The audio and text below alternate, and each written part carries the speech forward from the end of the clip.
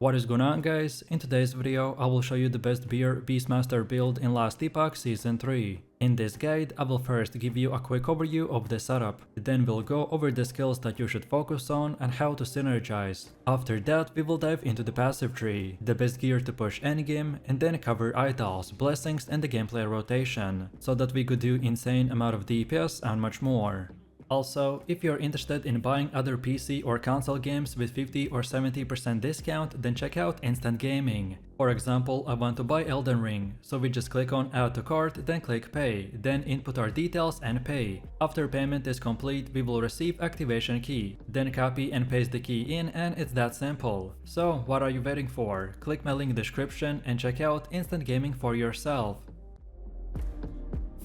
This build is all about the raw primal savagery. The playstyle is simple but incredibly satisfying. You and your bear fight as one, stacking buffs like the Warcry's Berserker and the Feeding Frenzy to ramp up your attack speed and the melee damage, while your bear chains devastating earthquakes across the map. The swipe skill becomes your core attack by both empowering you and fueling the bear's damage output. The beauty of this build is that it doesn't require a single unique to function, but when you add items like the Null's Tooth, clever solution, Inheritance of the Erased Julius Pad, Seed of the Yggdrasil, Red Ring of Altaria, and the Reliquary Nest, then all in all, these will transform you into an unstoppable force of nature that destroys everything he sees. Together, Beastmaster and the bear form a bond of fury and survival, capable of tanking blows and dishing out some of the most satisfying single-target melee damage in the game. Season 3 buffs made the bear one of the tankiest and the hardest-hitting melee companions in the game. With empowered scaling and the ability to stack insane defenses, the bear can maul bosses while shrugging off damage. With improved scaling and the ability to stack insane defenses, the bear can destroy bosses while shrugging off damage. So overall, this is one of the strongest and safest builds to play.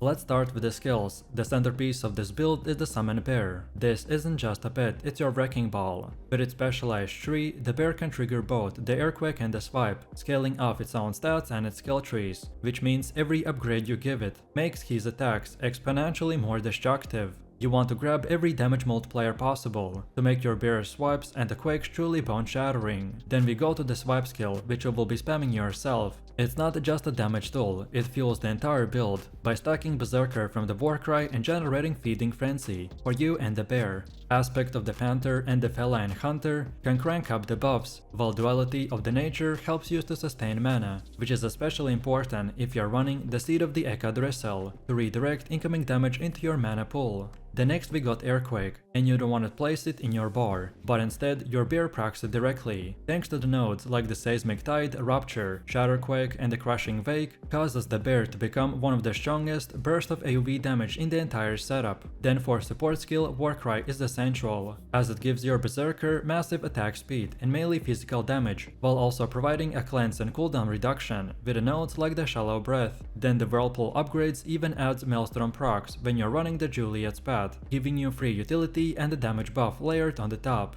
And finally, speaking of the Maelstrom, we convert it to the physical with the Cyclone by stacking duration and the buffs that keep both you and your bear spinning with unstoppable momentum. Before you pick up the Julius Path, you can substitute Frenzy Totem to give your bear more attack speed and the uptime. But once you've got the boots, Maelstrom ties the whole kit together by supercharging your swipe speed and slowing enemies around you for free control.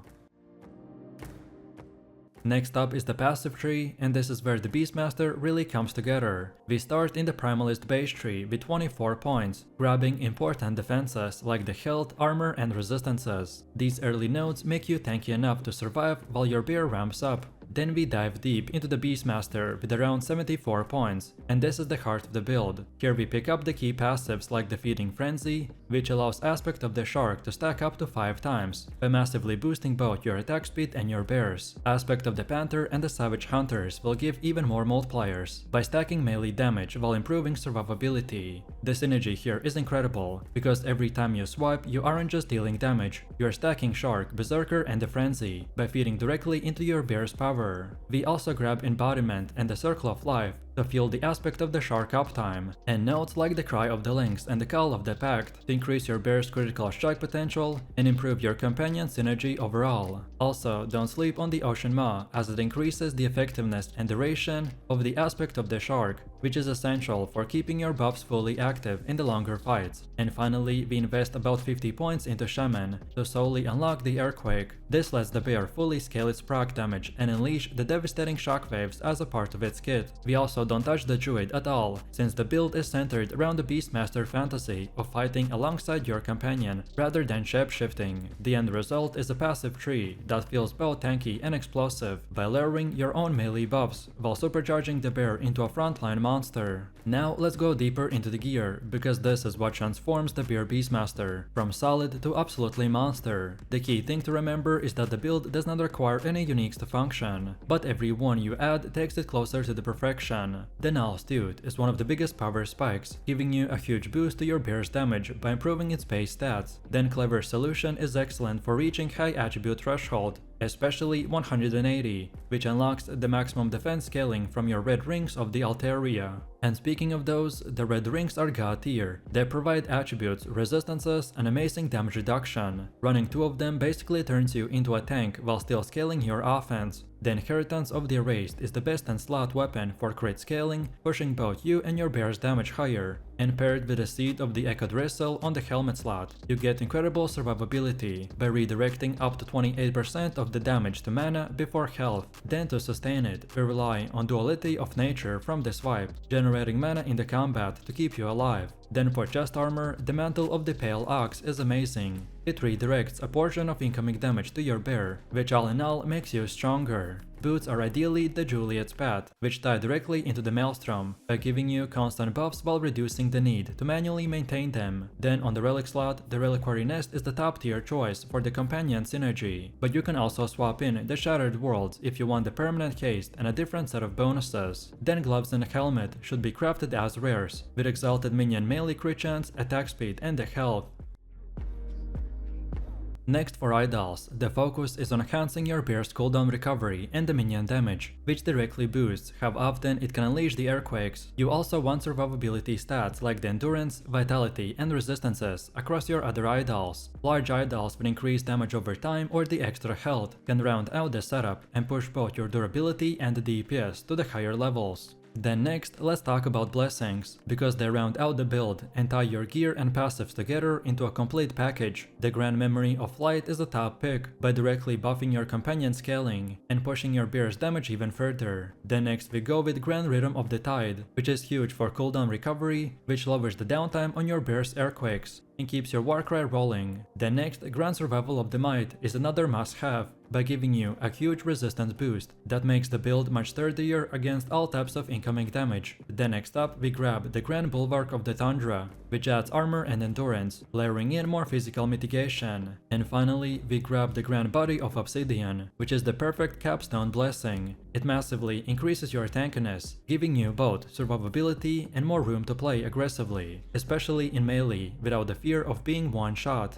Now let's talk gameplay. The flow is straightforward but incredibly fun. Start by summoning your bear, then build up the 3 stacks of the Beneath the Waves, before casting the Maelstrom to boost your offense and defense, especially with the Juliet's Path. Then from here, the name of the game is just spamming swipe. Every swing stacks Berserker, aspect of the Shark, and Feeding Frenzy, while also generating mana to keep you alive. So then just keep spamming and watch your bear go to work with its own swipes and the earthquakes, each one tearing up packs and dealing huge AoV. Then keep the Warcry on the cooldown to maintain Berserker, refresh buffs, and give yourself moments of immunity during the dangerous encounters. Then for movement, you can just leap across the map with the Fury Leap, and you will always stay in the action. Against bosses, make sure all of your buffs are rolling, keep spamming swipe, and time your Warcries after the bear drops the Earthquake to instantly refresh the charges for even more uptime. If you play this build properly, you will be smashing bosses, while barely breaking any sweat. So let me know what you think about this build in the comments below. If you enjoyed this, then you definitely don't want to miss my previous top 7 best builds video, where I showed even more powerful setups. So click the screen now and I'll see you in the next one.